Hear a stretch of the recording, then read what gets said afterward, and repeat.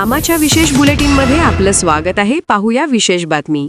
स्वाभिमानी शेतकरी संघटनेचे संस्थापक राजू शेट्टी ऊस दराच्या प्रश्नावर पुन्हा आक्रमक झाले आहेत. यंदा ऊसाचा दर 3,751 रुपये प्रति टन ठेवावा आणि मागील हंगामात तुटलेल्या ऊसासाठी 200 रुपये अतिरिक्त द्यावेत अशी त्यांची ठाम मागणी आहे. ही मागणी मान्य न झाल्यास साखर कारखान्यांची धुराडी पेटू देणार नाही असा तीव्र इशारा त्यांनी दिला.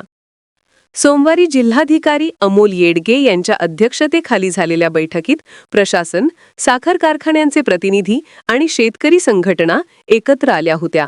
मात्र कोणताही तोडगा न निघाल्याने तणाव वाढला आहे. शेट्टी यांनी कारखान्यांनी मनमानी केली तर कायद्याने कारवाई करण्याची आणि सुरू झालेले कारखाने बंद पाडून आंदोलन उग्र करण्याची चेतावणी त्यांनी दिली. शेट्टी यांनी आरोप केला की अनेक कारखाने रेव्हेन्यू शेअरिंग फॉर्म्युला पाळत नाहीत, तसेच तोडणी वाहतूक खर्च कृत्रिमरित्या वाढवून FRP कमी दाखवत आहेत. यामुळे शेतकऱ्यांचे प्रत्येक टन ऊसामागे 300 ते 350 रुपयांचे नुकसान होत असल्याचा त्यांचा दावा आहे. राजू शेट्टी यांनी स्पष्ट केलं की 5 नोव्हेंबर रोजी कोल्हापूर भेटीवर येणाऱ्या मुख्यमंत्री देवेंद्र फडणवीस आणि उपमुख्यमंत्र्यांना ऊस दराबाबत जबाब विचारला जाईल. जर 10 नोव्हेंबरपर्यंत शेतकऱ्यांसाठी योग्य दराचा ठोस निर्णय झाला नाही तर ऊस वाहतूक बंद करून कारखान्यांचे उत्पादन थांबवले जाईल.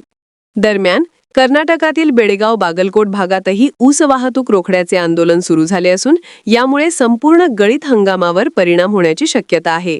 राजू शेट्टींनी स्पष्ट केलं की योग्य दर मिळेपर्यंत संघर्ष सुरूच राहील. बातमीला लाईक करा, शेअर करा. अशाच ताज्या बातम्या व नवीन अपडेट्ससाठी आमा चॅनलला सबस्क्राईब करायला विसरू नका.